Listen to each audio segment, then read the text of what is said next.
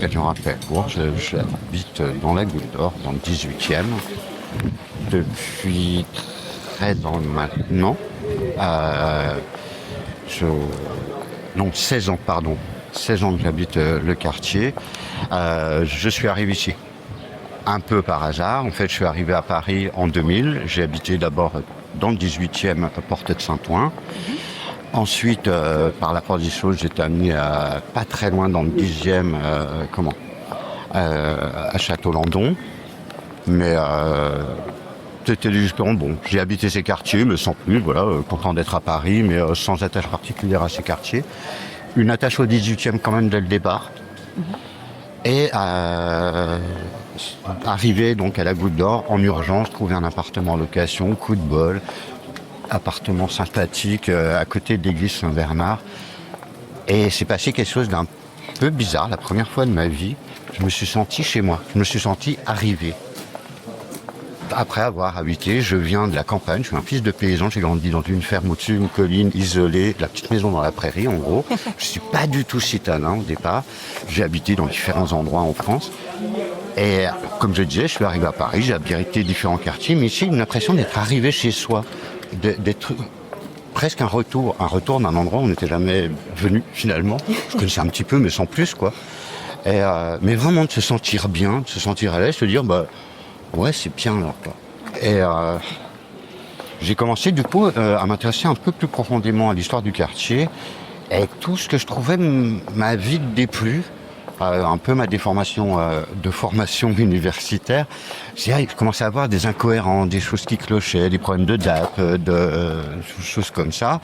Et donc j'ai commencé à fouiller un petit peu dans les archives numériques notamment, et à voir qu'effectivement les récits qui étaient donnés n'étaient pas les bons. J'ai commencé à fouiller un petit peu plus, en faisant en amateur de la micro-histoire autour d'un blog, j'appelle 28 rue Affre, et donc qui parle de cette adresse où j'habite, c'est pas un secret, à partir de l'histoire de cet immeuble, j'essaie de retracer un peu l'histoire du quartier au fur et à mesure de mes découvertes.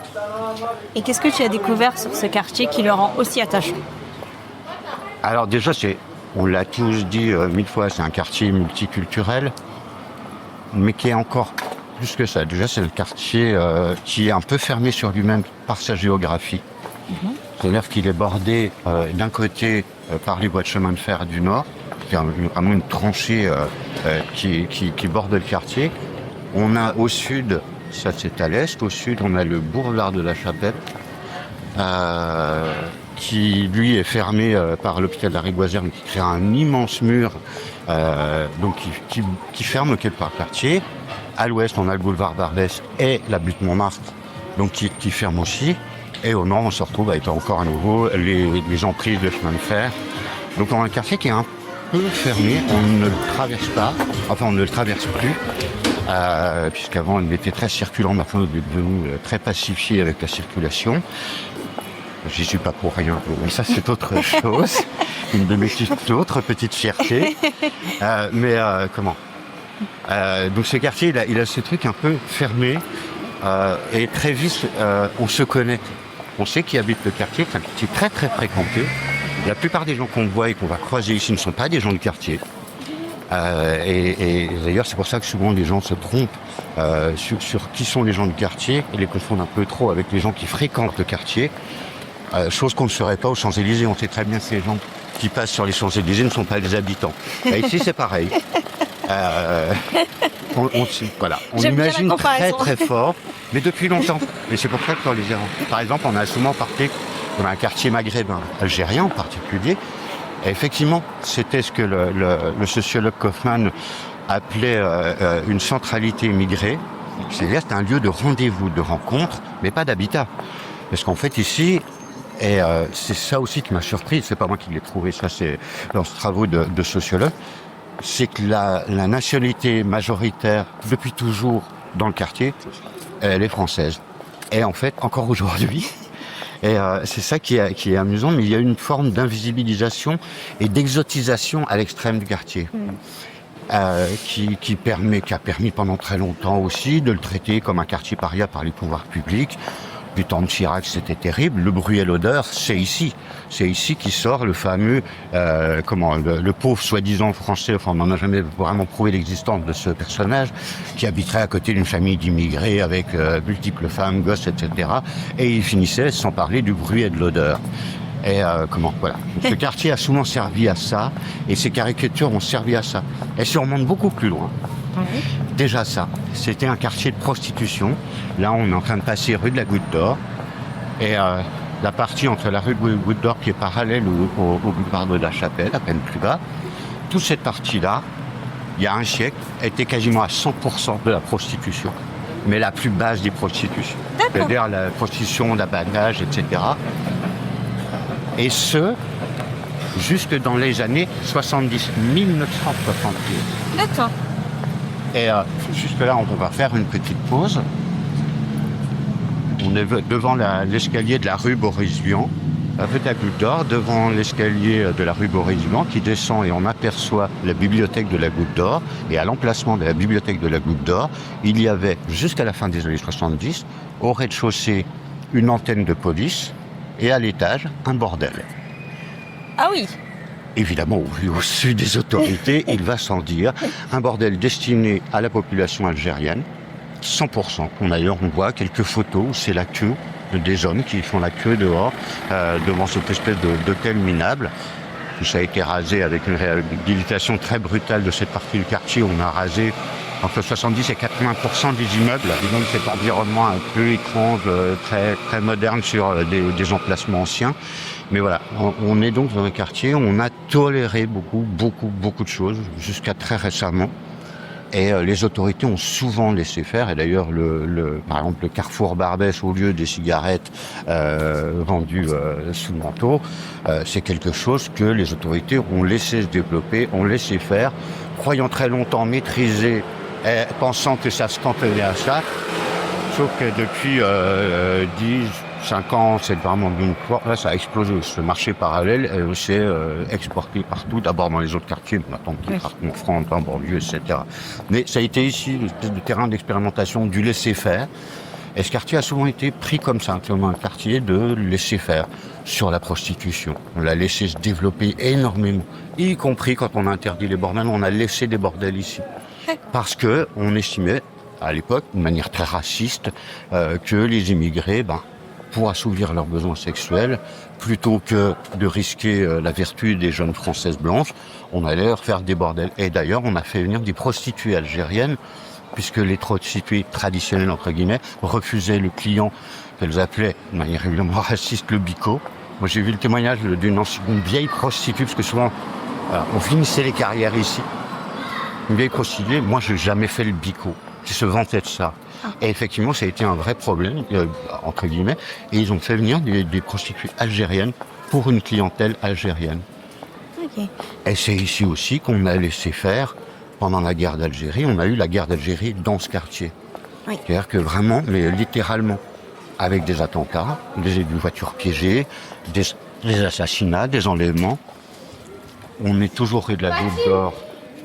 Il y avait ici un commissariat supplétif, c'est-à-dire en gros parallèle, où on a torturé dans les caves, etc.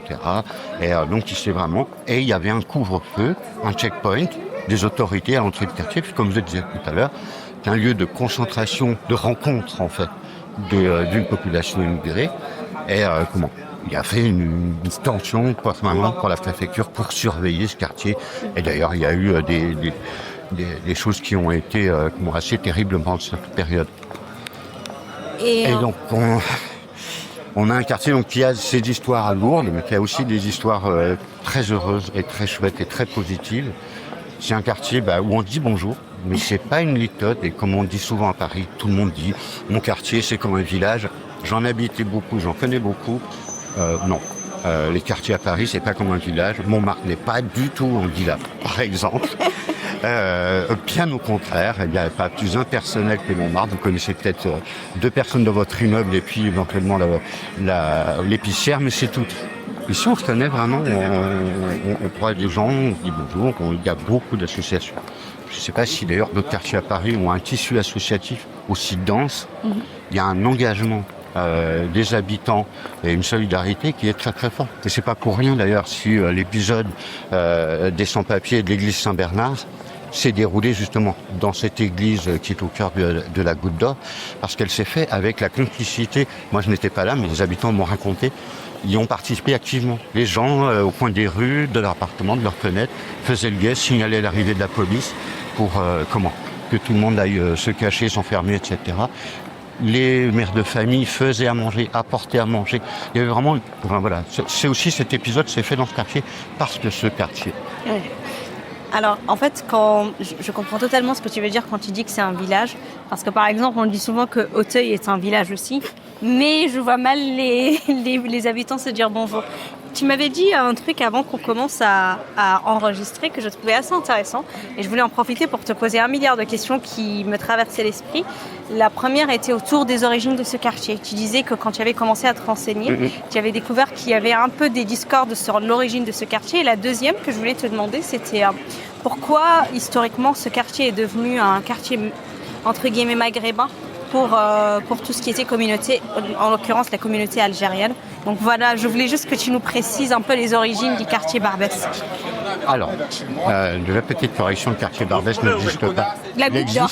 Non, mais justement, c'est intéressant de dire que c'est un marqueur qu'on n'est pas du quartier. Quand quelqu'un dit « tu habites Barbès », alors à moins d'habiter le boulevard Barbès ou vraiment le Carrefour, là oui, on est de Barbès. Mais les gens qui désignent le quartier comme Barbès, c'est un moyen de les repérer pour dire lui, il n'est pas du quartier. Merde, tu m'as repéré. Les gens ici sont de la Goutte d'Or et ils savent qu'ils sont de la Goutte d'Or. Et d'ailleurs, les commerces, ça peut être Goutte d'Or, etc. Goutte d'Or des Nations pour une auto-école. Enfin voilà, il y a vraiment des références au quartier et les tiennes. Il y a les portes d'or pour les portes ouvertes des artistes. Il y a énormément d'ateliers d'artistes ici. Et donc l'origine du quartier de la Goutte d'Or, justement, on y arrive. On arrive presque au bout de la rue de la Goutte d'Or. On va arriver sur le boulevard Barbès. Et à l'emplacement en fait du croisement de cette rue de la Goutte d'Or et du boulevard Barbès se trouvait au XVIIe, XVIIIe siècle une auberge à l'enseigne de la Goutte d'Or. Ça c'est l'origine. Et de cette enseigne avec comme beaucoup de rues, rue de l'Arbre Sec, etc., rue aux Cygnes, des rues à Paris qui sont nées à partir d'enseignes connues et qui étaient un repère visuel parce que les rues n'avaient pas de nom. Et donc cette auberge à la Goutte d'Or, c'est ce qui a donné le chemin qui mène à la Goutte d'Or et après le petit hameau qui s'est créé autour, et notamment un truc pas très bucolique, une salpêtrière. Alors une salpêtrière, on connaît le quartier, mais on a un peu oublié ce que c'était. Une salpêtrière, c'est une fabrique de salpêtre, c'est-à-dire qu'à partir de calcaire, d'urine, d'animaux et d'humains, on laisse macérer pendant des mois et des mois, on obtient du salpêtre. Et donc une activité atroce, malodorante, ignoble et vraiment pas bucolique du tout. Voilà ce que c'était la Goutte d'Or, c'est-à-dire une auberge. La légende, par contre, et qui est encore attestée aujourd'hui, c'est qu'ici, il y avait une vigne de la Goutte d'Or qui donnait un vin réputé et fameux, et voilà ce qui a donné le nom du quartier. Alors cette vigne a vraisemblablement existé, on ne sait pas où. Peut-être, et on a aujourd'hui ce qu'est le boulevard Barbès, c'était à peu près la frontière entre la commune de Montmartre et ici où nous nous retrouvons, c'était Saint-Denis-de-la-Chapelle. La Goutte d'Or était un hameau de Saint-Denis-de-la-Chapelle, et donc la vigne était peut-être même sur la commune de Montmartre et pas vraiment sur la Goutte. Elle était dans le coin, c'est certain. Elle n'était pas fameuse. Il y en a d'autres qui étaient fameuses. Des vignes de la Goutte d'Or, il y en avait à peu près tous les 2 kilomètres dans toute la fosse. Rien que sur Paris et sa petite couronne, on en trouve au XVIIIe siècle une quinzaine. Donc on a vite attribué à cette vigne, etc. Mais en fait, c'est pas ça. Et le vrai hameau qui s'est développé, on vient de le passer, c'était le hameau Saint-Ange, c'était lui vraiment le plus important. Mais son nom a été attaché aux révoltes de 1848.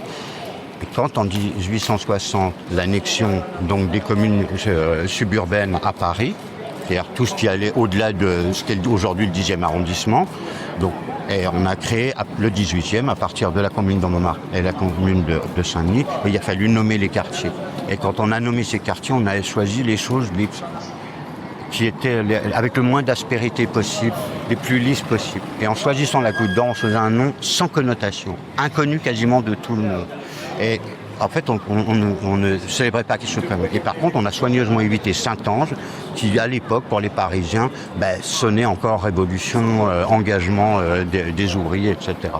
Et donc, voilà l'histoire du quartier. Ensuite, ce quartier, il s'est développé, comme toutes les communes autour, à partir du 19e, la révolution industrielle. Gros développement, c'est-à-dire que la Chapelle-Saint-Denis fait 800 habitants à la Révolution, en gros.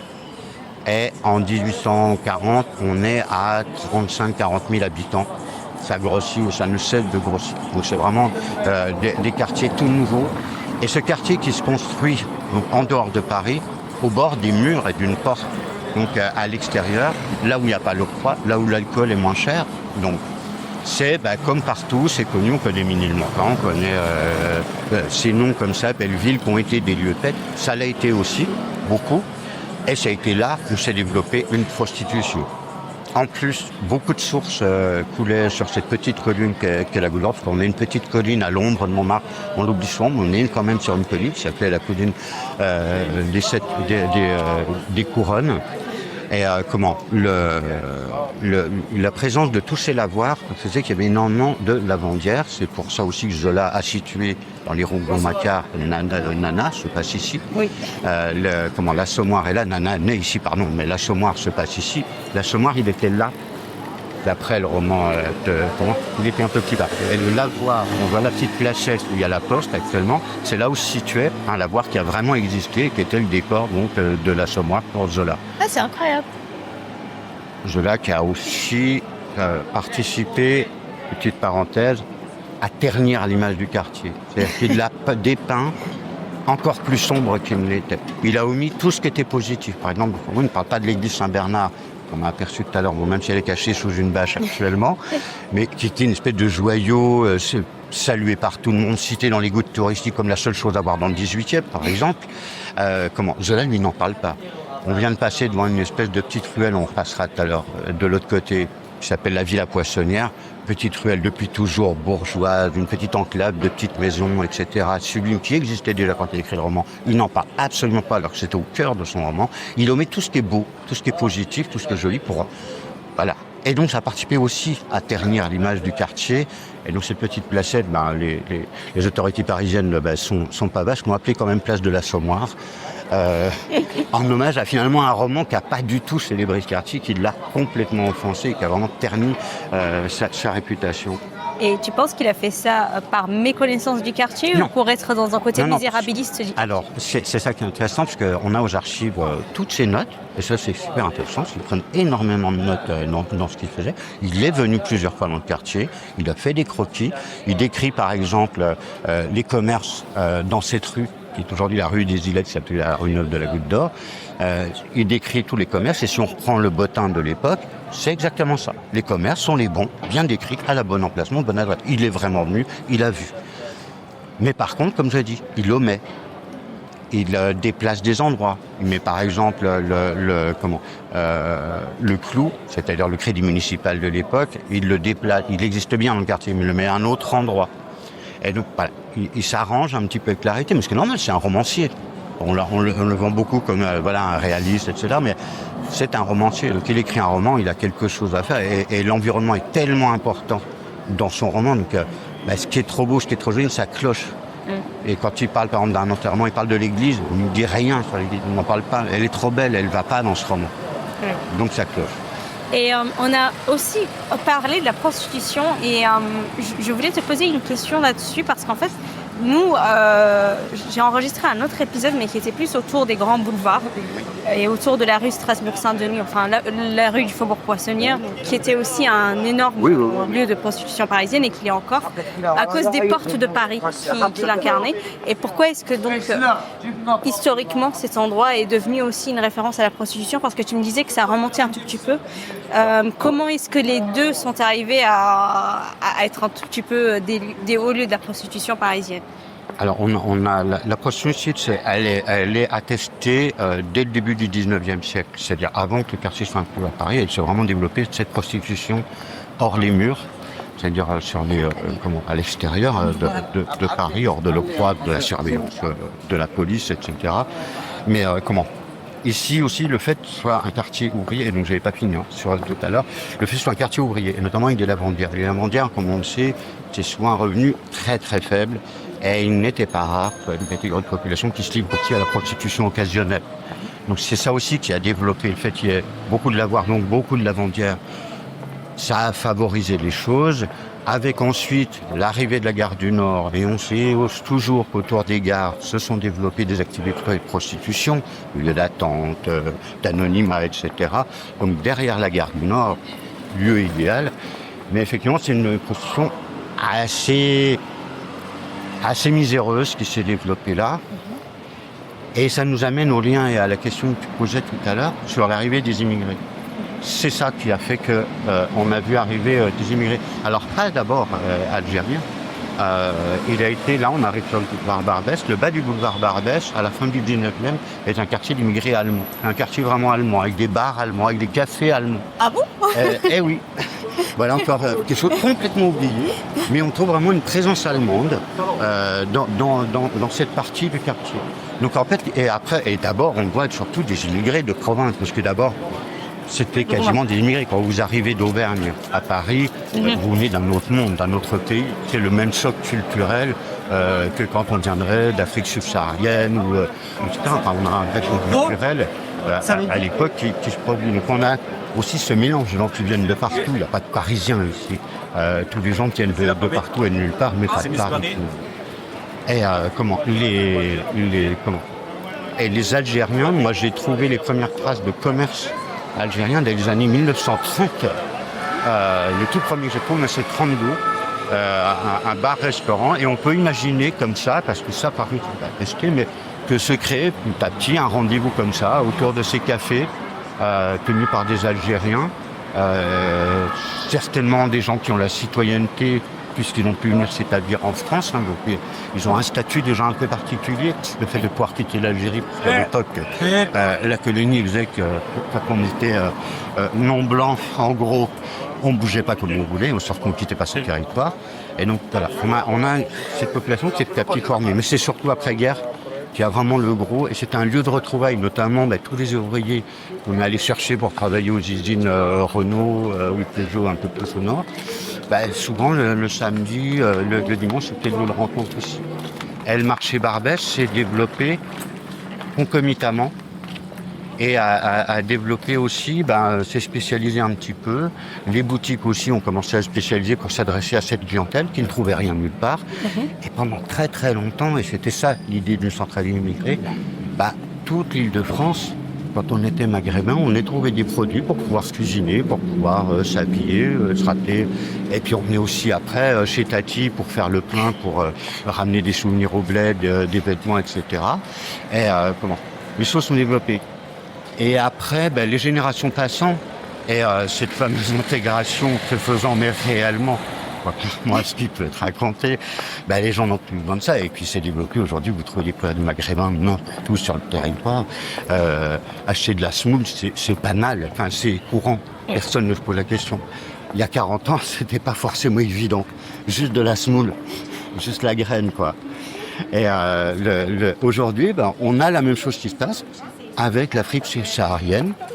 Plus, là, on arrive sur cette zone qui se situe sur Château-Rouge. Alors, Château-Rouge, ça empiète un peu sur la Goutte d'Or. C'est un quartier qui s'est créé, qui n'en est pas vraiment un. C'est surtout une appellation commerciale, en fait, Château-Rouge. Puisque cette vie qui fait, à nouveau, mais plus là des gens du Maghreb, mais des gens d'Afrique de l'Ouest, essentiellement. Du Mali au Congo, en gros, et puis le Sénégal. C'est les deux que j'achète, je vais porter. Alors, les deux Congos sont présentés ici, sont très présents. Et on a donc des commerces qui s'adressent à toute cette clientèle qui se retrouve ici, qui vient de toute la France, voire d'Europe. Mais c'est tous les gens qu'on voit, d'ailleurs on voit ici, ne sont pas des habitants du quartier, c'est des gens qui viennent les stades. Et les gens qui travaillent dans le commerce également, sont souvent d'origine africaine. Par contre, les tenants des commerces ne sont pas du tout africains. Tous les commerces dits africains, c'est assez surprenant aussi. Je crois quasiment qu'aucun n'appartient vraiment à une personne d'origine africaine ou africaine. C'est intéressant tout à à fait savoir. d'autres nationalités. Mais là, on est sur une immigration qui est plus récente. Ça s'explique aussi par ça, c'est-à-dire que qui s'aime bien, qui a besoin de se retrouver, d'échanger, trouver aussi à nouveau des produits de consommation, de nourriture, de vêtements, etc., qu'on trouve un peu nulle part ailleurs. Et donc, il y a peu d'endroits encore sur la région parisienne où on peut trouver ce produit. Donc c'est vrai qu'ici, surtout le week-end, parce que c'est vraiment là où c'était plein, les gens viennent se retrouver, c'est développé tout un commerce, des restaurants, c'est un lieu de retrouvailles. Et on peut imaginer que l'intégration avançant, dans 20, 30 ans, il prendra une autre couleur, peut-être avec un autre point du monde qui prendra un peu possession du lieu. Alors, pour te montrer à quel point je ne suis pas du quartier, pour moi, Château-Rouge faisait partie de la Goutte d'Or. En t'écoutant parler, je me rends compte que c'est pas du tout le cas. Château-Rouge, en fait, géographiquement, il est à moitié sur la Goutte d'Or, à moitié sur le quartier de Clignancourt, qui est donc sur Montmartre. Mais il est sur la partie qui gravite autour de la place du Château-Rouge et du métro Château-Rouge. Il se superpose un petit peu à la Goutte d'Or et à la vie de la Goutte d'Or. Comme tous ces lieux, justement, avec une vie extérieure au quartier, qui vient dans le quartier. Comme avant, on avait une vie maghrébine, en gros, pour le dire vite. On a une vie d'Afrique de l'Ouest maintenant. Mais il y a aussi la vie du quartier en elle-même, qui est beaucoup plus mélangée. Les réunions de quartier montrent là, on a vraiment du multiculturel, disons, de toute origine, et de toute origine sociale, parce que très longtemps, et encore aujourd'hui, les gens se plaisent à parler de quartier populaire. Il faut vraiment relativiser ça aussi. On est à Paris, les loyers sont certes un peu moins chers qu'ailleurs, mais restent très très élevés. Et il y a une petite chose qui est un peu différente, c'est qu'ici, il y a une grosse action de la municipalité qui a créé beaucoup de logements sociaux. Mais encore une fois, ces logements aujourd'hui, c'est plus uniquement social, c'est souvent des logements mixtes, avec différents types d'accédants, y compris de propriétaires. Donc, on a y compris aussi une population plus variée. Et ça se voit d'ailleurs ça c'est le marqueur d'une forme de gentrification aussi, mais qui est quand même très très limitée ici. On y porte souvent l'œil, mais finalement, à La Chapelle, c'est totalement gentrifié, mais personne ne s'en occupe. Oui. La Chapelle n'est pas aussi connotée que la Goutte d'Or. Donc ici, on essaye. Les preuves de la gentrification pas très fortes ici. Mais elles existent quand même. Oui. Et on le voit notamment avec la scolarisation des enfants. Ça, c'est la chose classique. C'est-à-dire, jusqu'à la maternelle, les classes sont très multicolores. Et plus on avance en primaire et après au collège, et là, on voit vraiment une population de plus en plus noire, c'est-à-dire plus en plus... Mais vraiment, c'est compris les Maghrébins, ne mettent plus leurs enfants dans le public. On a l'école Sainte-Marie ici, où on voit des petits-enfants blancs et beaucoup d'enfants maghrébins. Parce que installés depuis plus longtemps, peut-être plus conscients de ces jeux de cartes scolaires, etc. Et on a des écoles publiques ici qui sont très très en difficulté, parce que un petit peu abandonnées et très ségrégées de la part, parce que c'est un village, et comme dans tous les villages, tout le monde ne se mélange pas, et c'est pas non plus, c'est pas un lieu idyllique, formidable, c'est un lieu varié avec sa complexité, et y compris ses points un peu négatifs, et ça en fait partie. Ok. Et comment expliquer les racines ouvrières en fait, du quartier? Comme tu le disais, c'était un lieu d'atterrissage pour les travailleurs qui allaient se retrouver dans les usines. Est-ce qu'il y avait des usines à proximité, par exemple? Ça a été, déjà au 19e, ça a été un lieu, encore une fois, déjà d'abord parce qu'en dehors de l'octroi et donc des taxes, un lieu d'artisanat, de petite production. Elle s'est développée, d'ailleurs, le premier atelier de Pleyel, les pianos Pleyel, était ici, au nord du quartier. Et de là, par exemple, est née toute jusqu'au début du XXe siècle, jusqu'en gros à 14-18, qui a été un peu la chute du piano en Europe et dans le monde. Mais jusque-là, les énormément de fabricants de pianos, pas de vente, de fabriques de pianos étaient situés dans le quartier. Mais vraiment beaucoup. Les pianos au bord de Verdier, par exemple, la plus grande fabrique au monde au début du XXe siècle de pianos était à la Goutte d'Or. Et ça, c'est quelque chose qui a été complètement oublié. On a des dizaines de fabricants de pianos. Et donc, de la même sorte, plein de petits ateliers partout, de petites fabriques, ici des clous, là des boutons, de genre de petites productions qui étaient faites là, donc avec des ouvriers seulement qui habitaient sur place, qui donc avec un entassement dans des mini-appartements. Petit entassement qui perdure toujours. On est toujours dans un quartier où les surfaces sont toutes petites, il y a très peu de grands appartements. Et tous ces ateliers d'ailleurs ont souvent même disparu, donc il n'y a même pas de loft. Comme on peut le trouver dans le 11e ou des choses comme ça. Voilà. On a un peu perdu ça. Et malheureusement, c'est aussi un quartier, toutes ces traces de ce passé ouvrier, qui avait tenu très longtemps, ont été un peu brutalisées par la réhabilitation du quartier dans les années 80-90, où à l'époque, le patrimoine, ce qu'on appelle aujourd'hui le petit patrimoine, des choses qui ne sont pas grandiloquentes, mais qui font partie des traces du passé ouvrier, tout ça. On ne s'en occupait pas, on balançait tout, on rasait et on construisait des barres en béton. On le fait un peu plus subtilement maintenant, mais ça reste un peu quand même l'idée. C'est-à-dire qu'on ne prête peu attention à ces choses. Alors là, on passe devant la sortie de la mosquée, qui est rue Mira. Donc, mosquée qui est très célèbre pour avoir fait les gros titres sur les fameuses prières de rue. Ah, c'était cette mosquée-là. C'était ici, là où nous marchions dans la rue Mira. Alors, c'était à l'époque, c'est une habitante qui m'a dit ça, pas du tout musulmane, et qui me disait « Moi, j'aime beaucoup les prières le vendredi, ça piétonise le quartier. » Parce que ça se faisait... Alors, toujours en très très bonne entente, c'était dû simplement au manque d'espace, notamment de la fermeture d'une grande mosquée dans le 19e, qui c'était un manque d'espace de prière, rien à voir avec le prosélytisme, etc. Et d'ailleurs, dès qu'un lieu a été trouvé suffisamment grand, un peu plus haut au nord de Paris, les choses se sont arrêtées du jour au lendemain, parce qu'évidemment, c'est pas un plaisir de prier dans la rue, j'imagine. Moi, ça ne me concerne pas, mais j'imagine comment. Et donc elle s'est réglée. Mais on connaît toute l'histoire pour tourner là autour. On est dans le cœur de ces choses-là. Et encore une fois, on est sur une entente qui est très très chouette. Il n'y a jamais eu pas de problème de religion ici. Oui. Il y a des habitants juifs avec des kippas qui n'ont jamais rencontré de problème. Il y a des mezouza à l'entrée de certains commerces pour la population juive. L'église Saint-Bernard dont on parlait tout à l'heure n'a jamais ni été vandalisée ni quoi que ce soit. Et d'ailleurs, le prêtre qui est actuellement a été nommé là parce qu'il est spécialiste des relations interœcuméniques. Donc voilà. Donc les choses ne se passent bien. Et alors c'est assez marrant parce que là on passe devant un petit rassemblement alors qu'il n'est pas légal, qui est une secte musulmane sénégalaise. Oui, c'est une confrérie. Voilà, alors là, c'est pas la partie la plus sympathique, mais ils se réunissent là, souvent l'été. Pour ça rassemble un peu trop de monde et la police arrive très vite. Oui. Alors, c'est très drôle parce qu'en fait, en passant devant certains commerces, tu prêteras attention, il y a la photo du leader de cette confrérie. Absolument.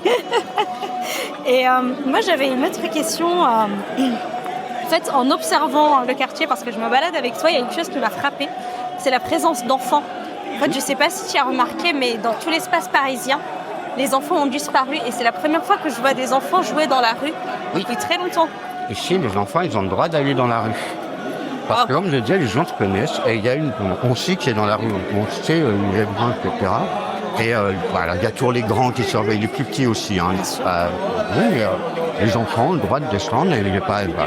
devant l'église Saint-Bernard, qui est actuellement occupée par un chantier de réhabilitation de l'église, mais habituellement, c'est une petite esplanade ouverte où tous les soirs, tous les mercredis, il y a des gamins qui tapent le ballon sans surveillance de parents, etc.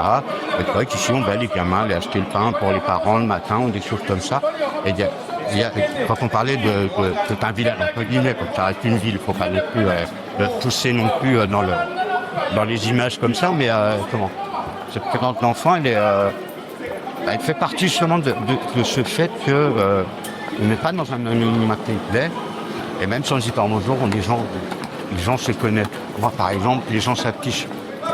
Ils savent à peu près ils savent que je suis du quartier. Déjà, bon, sur ce ça, je me fais une table. Mais ils m'ont vu, ils me connaissent. Il y a des fois, alors quand on se croise en dehors du quartier, on se voit, des fois on ne se dira jamais bonjour dans le quartier, mais en dehors, on se reconnaît comme gens de la Goutte d'Or, une espèce de petit signe de regard qui est un peu amusant. En fait, vous êtes un peu une secte, vous aussi. Comment ? Vous êtes un peu une secte, vous aussi. Ça doit être ça. Mais en parlant d'image du quartier, alors moi je suis parisienne d'adoption comme toi, et c'est très drôle parce que quand on n'est pas parisien, ou même quand on est parisien mais de certains quartiers, on s'imagine que Barbès c'est le temple, enfin la Goutte d'Or, pardon, tu vois, je refais la même erreur, c'est le temple de l'insécurité. Et ça, c'est une conception qu'ont les non-parisiens. Formidable. Et même de beaucoup de Parisiens, énormément de Parisiens ne viennent pas, ont peur de venir ici. Alors, ben, on a bien envie, évidemment, de tordre l'idée, tordre le cou à cette idée reçue, et en même temps, on aurait envie de la laisser courir. Oh, ne venez pas, oui, c'est dangereux, ne venez pas. On n'a pas forcément envie que ça devienne un lieu de promenade, un lieu à la mode. Bah non, c'est vraiment pas un lieu insécure. Alors, il y a quelques endroits, partout à Paris, mais je pense que vous avez plus de chances de vous faire arracher votre sac à main sur les Champs-Élysées ou autour de l'Opéra qu'à la Goutte d'Or. À Barbès, oui, il y a des petits vols arrachés, mais Barbès, encore une fois, on est à l'extérieur, on est au bord du quartier, on est sur un carrefour. Et ici, on est, quand on est au cœur du quartier, c'est plutôt le taux d'insécurité n'est pas plus haut qu'ailleurs à Paris, et on y marche bien volontiers. Et d'ailleurs, il y a une dizaine d'années, j'avais fait une promenade, guider une promenade pour l'association Paris Historique, qui, pour son anniversaire, voulait faire du nombre du quartier. Et je me suis retrouvé à promener une quinzaine de personnes très intéressées, etc. Et 2 dames habitant le 16e arrondissement sont venues me voir à la fin en me disant « Écoutez, on a honte, mais honte ». On s'était dit « Ah, chouette, on doit pouvoir enfin voir ce quartier parce que là, il est encadré, on n'a pas à avoir peur, etc. » Et après avoir fait la visite, on se sent ridicule et on reviendra évidemment tout seul. C'est joli, c'est chouette, c'est sympa. Voilà, c'était... mais c'est pour dire, oui, effectivement, il y a cette réputation qui est liée à certains événements ponctuels. Il y a des choses qui se passent et surtout qui sont en éclairage, des fois un peu fortement. Mais c'est vrai, par exemple, quand l'actualité, des fois, nous rattrape au bord sur le boulevard de la Chapelle, et encore à nouveau, mais pendant très longtemps, on a vu des camps de réfugiés se monter. On a vu, mais là aussi, bénéficiant aussi de la solidarité des gens du quartier, d'autres quartiers à côté, de la Chapelle notamment. Mais on a vu aussi arriver, il y a quelques années, ce qu'on a appelé les mineurs isolés. Donc ces gamins mineurs, ces enfants qui venaient du Maroc essentiellement. Le phénomène, c'est un peu taré, mais n'est pas spécifiquement du quartier. Ça a beaucoup débuté en Espagne, en fait. Oui. Mais on le connaît en Suède, on le connaît dans... Et c'est dans ce quartier, effectivement, qu'ils sont un petit peu posés, qui ont fait un peu leur regard.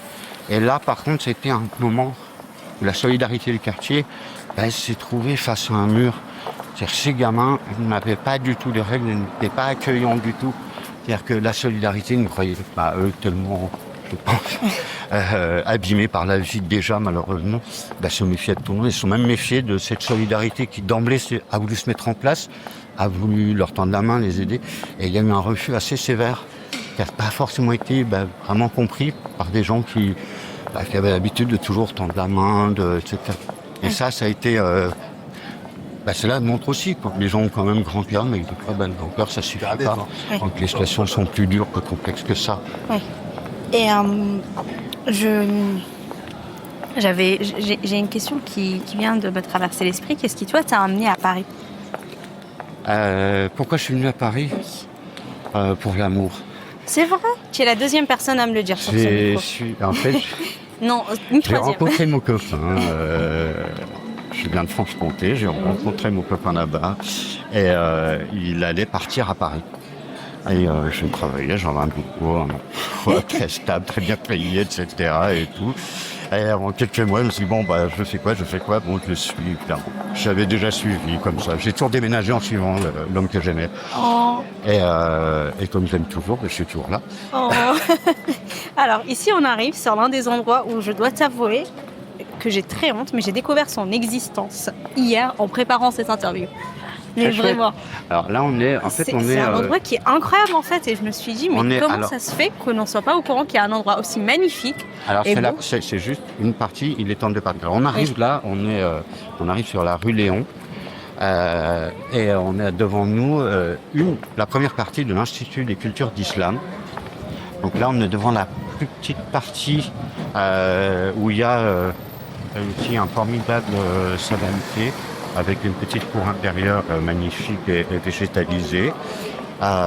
Et donc c'est un lieu d'exposition, de rencontre, qui est très très chouette. Il y a une deuxième partie qui est rue Stephenson, qui a été construite récemment, qui est un bâtiment mixte, mi-cultuel, c'est une salle de prière, une mosquée en fait, sur une partie, et sur une autre partie, la continuité vraiment de l'Institut des cultures d'Islam, donc une partie culturelle, et donc qui est de très jolis bâtiments, très très belles expositions, bien au-delà qui rassemble toutes les cultures d'Islam dans un sens très large, et de manière très moderne. Pas du tout une chose trop traditionnelle, ennuyeuse. Il y a vraiment il faut vraiment venir voir ça. Il y a toujours des expositions pour regarder la programmation. Alors là, on dirait qu'il y a une exposition. Je lis en arabe l'Algérie en. Donc c'est. Et on voit qu'on a maintenant on est au bout, une exposition prolongation sur les. Je crois que c'est sur le notamment au Maghreb, à l'occasion de la Coupe du Monde évidemment. Du monde très vivante ici. Et surtout, on a dans le quartier aussi, on a la Coupe des Nations qu'il faut connaître absolument. C'est quoi? Alors, regardons par ici. On est donc rue Léon, et au bout de la rue Léon, tout en haut, il y a le Square Léon. Oui. Et dans le Square Léon, il y a un petit terrain de foot. Oui. Et dans ce petit terrain de foot, il y a quelques années cela, s'est organisé, à l'image de la Coupe d'Afrique des Nations, il y a la Coupe de la Goutte d'Or des Nations. Et se sont formées des petites équipes par nationalité d'origine, donc une équipe algérienne, marocaine, une sénégalaise, une malienne, etc. Alors, c'est pas tout, c'est très informel et il arrive quelquefois que les histoires de nationalité ne sont pas forcément respectées, c'est pas très grave. C'est un vrai petit tournoi qui se fait d'abord comme ça. Et un public s'est aggloméré à ça. Des paris, un peu de paris d'argent sont agglomérés. Et c'est devenu un vrai phénomène. Et ça a été même à tel point que quelques journalistes ont fait faire des reportages, etc. Même des marques de grands équipementiers sportifs sont venus faire quelques pubs ici, parce qu'on ne va pas manquer de récupérer ce qu'on peut récupérer. Le capitalisme est toujours très friand de ces choses. Et maintenant, aux quatre coins de la France, dans les quartiers, s'organisent la Coupe des Nations de la Gueule, façon Goutte d'Or. Et c'est né ici, en fait, on va approcher ce square qui est vraiment un des cœurs du quartier, le Square Léon. Et donc, où on va très certainement y voir des jeunes taper le ballon. Surtout qu'on est en soir de finale de Coupe du Monde. Et je dois t'avouer que pareil, comme une personne ne connaissant vraiment pas le quartier, en découvrant son histoire, je me suis rendu compte qu'on pouvait l'analyser sous plein de prismes énormément riches, en termes de culture vestimentaire, en termes de musique, en termes de nourriture. Quel est le prisme qui t'a le plus étonné, toi, en découvrant et en apprenant à découvrir la Goutte d'Or? Parce qu'on n'attend pas forcément, par exemple, c'est la culture. C'est la présence notamment d'ateliers d'artistes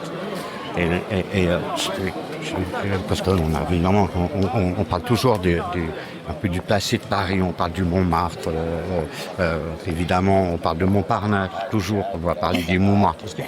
Mais la Goutte d'Or c'est aujourd'hui et c'est actuel. Il y a une concentration de plasticiens, de peintres, de danseurs, d'écrivains. En fait, il y a une multitude, et d'ailleurs les portes ouvertes s'appellent les portes d'or des ateliers. C'est des dizaines, voire des centaines d'ateliers qui s'ouvrent. Et on découvre en fait un monde qui est totalement caché, qu'on ne voit pas, et qui se découvre un petit moment, et qui montre une facette qui est là, encore une fois pareil. Un multiculturalisme, des gens vraiment du monde entier, de tous les continents. Et qui travaillent ensemble, qui s'entendent, qui échangent. Et cette partie vraiment de production culturelle Alors voilà, en face devant les fameux terrains de foot. Je sens qu'aujourd'hui, il y a plus de supporters de l'Espagne que de l'Argentine. Et on voit bien qu'il est marqué Goutte d'Or et pas Barbès sur le autour du terrain de foot. Je suis convaincue, ça y est. Mais pour revenir à ce que tu disais, qu'est-ce qu'on trouve à la Goutte d'Or qu'on ne trouve nulle part ailleurs? Alors déjà, on va trouver des produits d'Afrique, ça c'est certain. Il y a des poissons séchés, des safous, des choses qu'on trouve vraiment ici. Et, là, ça c'est clair, un choix de wax, de tissu africain formidable, parce que ça on n'a pas dit, mais il y a une concentration, voilà. Il y a le marché Saint-Pierre pour le tissu qui est vraiment un lieu formidable, mais en parallèle, il y a la Goutte d'Or pour les tissus africains, où là on a des choses merveilleuses. D'ailleurs, il y a une boutique hollandaise de tissus africains, très précis, ça m'a installé ici. Et c'est pas pour lui. Et voilà, pour faire de bons vivants, on arrive sur le haut square Léon, qui est le sommet du quartier. Parce que là, on est au sommet de la butte qui forme la Goutte d'Or. Et on voit vraiment les dames qui vont là. Des messieurs qui jouent aux dames, parce qu'on a des tables avec des dames. On écoute de la musique. Détendu sous le arbre. Alors, je t'avoue que de tous les quartiers que j'ai interviewés, c'est celui qui me donne le plus faim. Comment? Qui me donne le plus faim. Parce qu'en fait, on est entouré de bonnes odeurs. Oui, c'est ça aussi, ça sent toujours. Alors, contrairement à ce que vous dire, c'est vrai que l'odeur est chouette. Et les bruits aussi, moi j'aime les bruits et les odeurs ici. Et les odeurs de nourriture, c'est assez formidable. Et là aussi, voilà, on peut manger des choses diverses. Après, à la décharge de Jacques Chirac, je pense que culinairement, il ne devait pas avoir la vie la plus excitante. Non. Mais ça, c'est triste de quitter ce monde sans avoir goûté un bissap, je pense. Oui, mais moi, je l'ai découvert ici, par exemple. Et après, évidemment. Et on peut trouver, d'ailleurs, l'écorce d'hibiscus, en fait, en gros, c'est pas l'écorce de la fleur, enfin, bref, le pédoncule, en gros, de la fleur d'hibiscus, et on peut trouver ici pour faire son bissap. Et donc, c'est pas très cher, on peut l'acheter très facilement dans les boutiques, plutôt à Château-Rouge, là. Ouais. Mais alors, j'ai une question en parlant du bissap, le petit plaisir de goûter un bissap. Quel est son petit plaisir parisien à toi?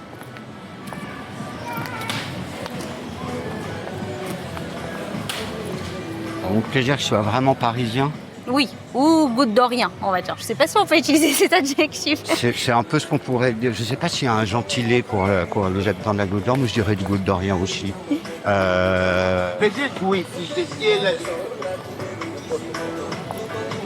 Oui, si, mais oui, ça va être un peu cliché, etc. Et en plus, ça a changé de propriétaire. Mais il y avait un fameux restaurant, bar-restaurant, qui s'appelle Les Trois Frères, rue Léon, et qui faisait un couscous. Il est toujours pas mal, celui qui ont repris, mais qui faisait un couscous vraiment extraordinaire, que tout le monde connaissait, et surtout qui était un jour par semaine gratuit. Ah! On payait ses consommations de boissons. Et le couscous était servi gratuitement. D'accord. Donc là aussi, truc très très dans le quartier. Et on est passé aussi devant l'Institut de culture d'islam. Pendant le Covid, il y avait une distribution de nourriture pour tout le monde, sans condition. Et c'est le seul endroit à Paris où étudiants, chômeurs, précaires, qui que ce soit, se présentaient et se voyaient remettre un sac de nourriture. Et ça, c'est aussi un master d'un quartier. En cas de moments de difficulté, là, on l'a vu, mais c'était assez exceptionnel. C'est à l'Institut des cultures d'islam, à l'initiative d'un de ses dirigeants, qui est vraiment un personnage assez formidable, et Rachid, pour ne pas le nommer. Et on a vu, par exemple, une distribution pour tout le monde. Tous les gens qui avaient besoin, dans ce moment très très difficile, là, ils trouvaient à manger. C'est le seul cas. Je pense, c'est le seul endroit à Paris où on avait quelque chose d'aussi ouvert, aussi facile. C'est vrai que, en fait, pareil, en me baladant dans le quartier, je me rends compte en fait qu'on est entouré d'initiatives. Déjà, il y avait plein de banderoles sur les fêtes de quartier, il y en a plein. C'est un quartier qui est très festif et surtout l'espace public est habité. pleinement en fait, parce que comme pour les enfants, les adultes sont un peu délaissés l'espace public, sauf pour les... D'ailleurs, fin juin, tous les ans, il y a la fête de la Goutte d'Or, C'est vrai? qui est une formidable fête associative, incluant des jeunes, avec une scène ouverte formidable. Voilà, avec des gens plus ou moins connus, des jeunes du quartier, des groupes du quartier qui peuvent se produire avec des animations, etc. Il y a aussi le cross de la Goutte d'Or qui a sa petite réputation maintenant dans les gens qui font du cross, donc avec une partie pour les enfants, une partie des adultes. Et là aussi, moi, je sais que ça me régale. Alors, je suis pas quelqu'un qui peut courir, mais je regarde les autres courir et de voir un grand Sénégalais tenir la main d'un tout petit blond pour l'aider à finir, etc. C'est vraiment l'image du quartier, c'est très très chouette de voir ces moments de partage, de convivialité, d'inclusion et d'ouverture. Et par exemple, il y a une association qui accueille les femmes migrantes, primo-arrivantes, pour les accompagner à se débrouiller dans la vie, à se repérer dans le quartier, à connaître les gens, à se connaître entre elles. Et il y a énormément d'initiatives comme ça, et c'est vrai qu'il y a une vraie vie dans ce quartier. Et que dire de plus? C'est une vie en fait qu'on voit et qu'on arrive à sentir objectivement. Mais après, moi je vais parler du négatif. C'est un quartier qui est orphelin, ayant perdu Tati. Qu'est-ce que ça fait, toi qui ai senti l'avant et l'après Tati? Comment est-ce que tu décrirais le phénomène Tati à quelqu'un qui ne le connaît pas? Alors Tati, c'était donc un magasin historique sur le boulevard Barbès. Alors pour le coup, qui n'était pas à la Goutte d'Or, juste en face, mais vraiment en face, mais collé à la Goutte d'Or, mais dans l'imaginaire inclus à la Goutte d'Or pour tout le monde. Ça ne se discute même pas.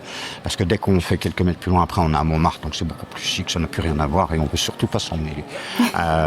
Être mélangé, ne voudrait pas. Et surtout, d'ailleurs, c'est assez marrant parce que les agents immobiliers parlent du bon et du mauvais côté du boulevard Barbès. Côté ouest, évidemment, côté Montmartre est le bon. Et côté Goutte d'Or étant le mauvais, il va sans dire. Mais c'est très bien qu'il continue comme ça, encore une fois, qu'il continue. Mais ça y est, j'ai perdu le fil. On parlait de Tati qui n'était pas vraiment dans la Goutte d'Or. Et donc Tati, donc c'est ce magasin qui était d'abord un truc de déstockage, de dégriffe au sens premier du terme, c'est-à-dire qu'on enlevait les griffes, les marques, on décousait les marques, et souvent des très grandes marques, mais qui étaient mis en vrac dans des bacs, souvent, il y en avait beaucoup dans la rue, et le truc c'était de fouiller dans les bacs, d'aller chercher des choses et de faire des très bonnes affaires. On faisait des très très bonnes affaires, on achetait des très grandes marques, sans étiquette, mais qui étaient très chouettes, qui étaient de la saison d'avant, des choses comme ça, et après c'est vraiment spécialisé dans les bas prix. Et tout ça, c'était avant Internet, avant Amazon et compagnie. Et là, ça a été le déclin. Et comme j'avais évoqué, Tati et ses sacs emblématiques en Vichy, rouge et blanc sont connus notamment dans tout le Maghreb, puisque beaucoup de familles venaient faire le plein ici, acheter des vêtements, des accessoires, des produits d'hygiène, des choses comme ça, pas très chers, qu'on pouvait acheter en grande quantité pour ramener au pays. Et ça a été beaucoup de provinciaux aussi. À Paris, on profitait pour faire le plein à Tati. Tati a essayé de s'agrandir, a essaimé, a fait même des petits en province. Mais aujourd'hui, Tati, il y a quelques années maintenant, a disparu. Surtout son vaisseau amiral a été fermé. Tati a été repris par Jiffy, qui a gardé quelques magasins sous son enseigne. Mais par contre, le grand vaisseau, et donc là, il est repris par un grand projet avec des logements étudiants, un hôtel, des commerces, des appartements. En gros, on disloque tous ces assemblages d'immeubles qu'avait créé un grand magasin, mais qui était un assemblage d'immeubles hétéroclites, rachetés les uns après les autres par les propriétaires. Et tout ça est démantelé, redevient un peu des choses complètement différentes, disloquées, mais sur pression des habitants du quartier. Et on espère, elles sont toujours là. L'enseigne Tati, qui trône au-dessus de cet immeuble, restera normalement. Donc ça, on est très content. C'est quand même le souvenir au moins de Tati qui restera, ce souvenir-là. Oui, je sais que quand je traversais le métro aérien, on passait devant l'enseigne Tati et c'était vraiment un marqueur géographique pour le quartier. Mais très clairement, et quand on est, par exemple, on a une vue quand on va au cinéma de Luxor, là, qui est dans le 10e, toujours sur le carrefour Barbès, mais de l'autre côté. Le bon côté. Alors non, là, parce que on a même, parce que là, on est dans le 10e. Parce que là, le bon et le mauvais côté, c'est entre deux 18e que ça se dispute. Dès qu'on passe dans le 9e ou dans le 10e, qui sont juste en dessous, là, non, là, on est hors catégorie. Quand on est donc dans le Luxor, ce cinéma, il y a une petite terrasse au-dessus de l'entrée. On a une vue sur le Sacré-Cœur, mais surtout, on a l'enseigne qui se colle devant le Sacré-Cœur, qui vient contraster, casser tout ça et casser la vision de cette horrible meringue, qui malheureusement, ça, c'est le truc qui est très moche à la Goutte d'Or, c'est au bout des rues, quand on regarde et on lève les yeux, il y a le Sacré-Cœur qui se monte et qui se voit. Donc voilà, on a un peu Montmartre qui nous nargue, surtout avec, avec sa verrue versaillaise. Ouais, donc vous avez Montmartre en fait qui continue le fight en montrant le Sacré-Cœur. C'est ça qui nous... Mais c'était clairement fait pour ça, parce que le Sacré-Cœur a été fait pour dire aux Parisiens, là, vous avez abusé, hein, la commune, c'est moche, la révolution, tout ça, enfin, il faut arrêter de déconner. Donc vous allez payer pour vos fautes, vous allez expier vos péchés, hein, c'est écrit que par les promoteurs de ce truc. Et la Goutte d'Or a été très, très, très active pendant la commune. Et ici, Louise Michel, nous sommes là, revenue à l'arrière de l'église. Pendant la commune, Louise Michel tenait tribune ici dans l'église, parce que se tenait ici le club blanquiste, un club révolutionnaire. Et donc, quasiment tous les soirs, on pouvait entendre Louise Michel ici. Et après son retour d'exil en Nouvelle-Calédonie, elle est venue vivre chez sa maman, rue Polonceau, à la Goutte d'Or. Donc elle habitait plusieurs années dans un immeuble à 2 pas d'ici, Louise Michel. Et il y a eu énormément de barricades et de morts aussi de la Goutte d'Or. J'ai une question. Donc, Louise Michel, tu penses qu'elle a vu le début du chantier du Sacré-Cœur ? Oui. Ah oui, ok. Oui. En fait, elle en a vu au moins quand elle est revenue. Parce que le Sacré-Cœur, en fait, il a débuté très très vite. Hein.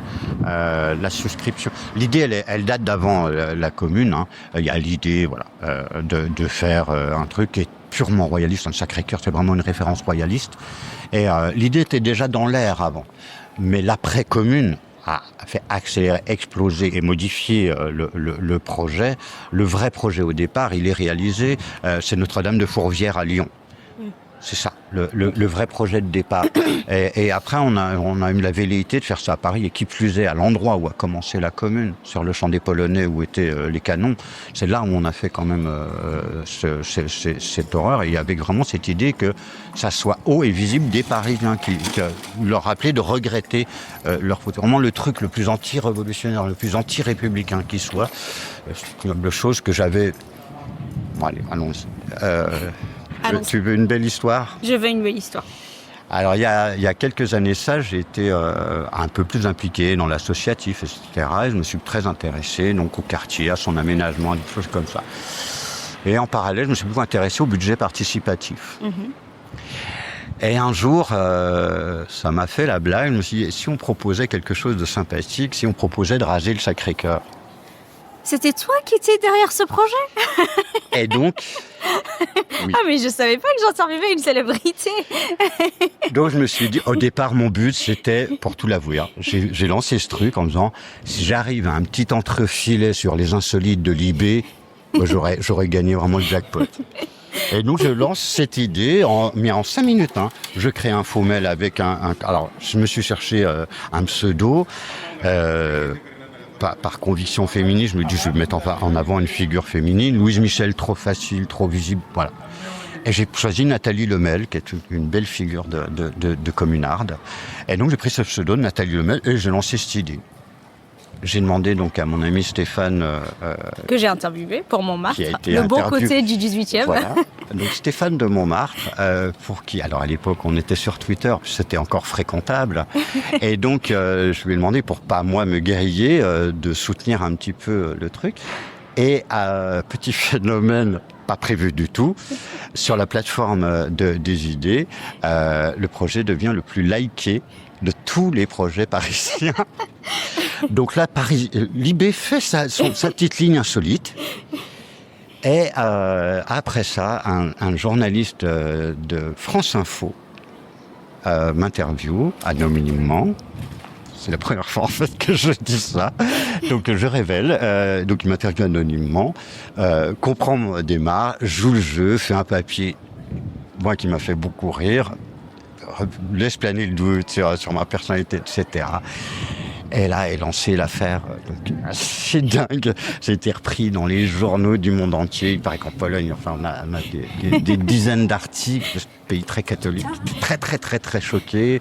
Le pauvre Yann Brossa, donc élu parisien, qui avait dû une fois équiper le Sacré-Cœur, s'est fait à nouveau accuser. Il en a pris plein la tête. C'est grâce à moi. Et donc l'affaire, il y a même eu une prière à ma destination à l'église Sainte-Cécile dans le 17e. Ils ont prié pour mon âme un 17e, un dimanche. Pour le type qui proposait ça. En tous les cas, je n'étais pas mécontent parce que ça a fait parler de ce que c'était vraiment le Sacré-Cœur, parce qu'on l'avait peut-être des fois un peu oublié, il faut le rappeler souvent, que le Sacré-Cœur, c'est une espèce d'immondice de mauvais goût en plus architectural, mais surtout vraiment une plaie sur l'histoire de Paris. Et je serais vraiment favorable à ce qu'on rase le Sacré-Cœur lors d'une grande fête populaire. C'est ce que j'avais proposé. C'est pas juste détruire, c'est faire la fête quand même. C'est vrai, c'est vrai. Bah écoute, on verra. Mais en tout cas, merci aux personnes qui ont prié pour ton âme parce que tu as l'air de bien aller. Écoute, ça va pas mal. Malheureusement, le Sacré-Cœur est toujours là. Et je dois avouer regretter quelque chose, parce que je crois que je suis à l'origine de son classement en monument historique, puisqu'avant, il ne l'était pas. Et ils sont empressés de le faire classer à l'initiative de la mairie de Paris. Donc je crois que je suis en fait, malgré moi, c'est moi qui vais encore plus le protéger, cette du Sacré-Cœur. Le retour du bâton. Mais alors, j'ai une question qui vient de me traverser l'esprit. Tu penses que Louise Michel aurait pensé quoi de Tachi si elle l'avait connue? On sait qu'elle a connu le Sacré-Cœur, mais elle aurait pensé quoi de Tachi? Est-ce que tu imagines Louise Michel à Tachi? Alors, je l'imagine en train de négocier avec le patron pour avoir des stocks de vêtements pour les gamins qui en ont besoin. Oui. Rappelons qu'elle a créé des écoles, elle avait une attention aux enfants, au bien-être des enfants. Je pense qu'elle a revu là l'occasion de se dire non, le gars il a des stocks, il faut un petit peu démocratiser tout ça. Oui. Et alors une dernière question. Deux questions. La première, c'est de savoir ce que Paris a changé en toi comme personne. Et la dernière est de savoir ce que tu dirais au Jean Raphaël qui est arrivé à Paris en 2000.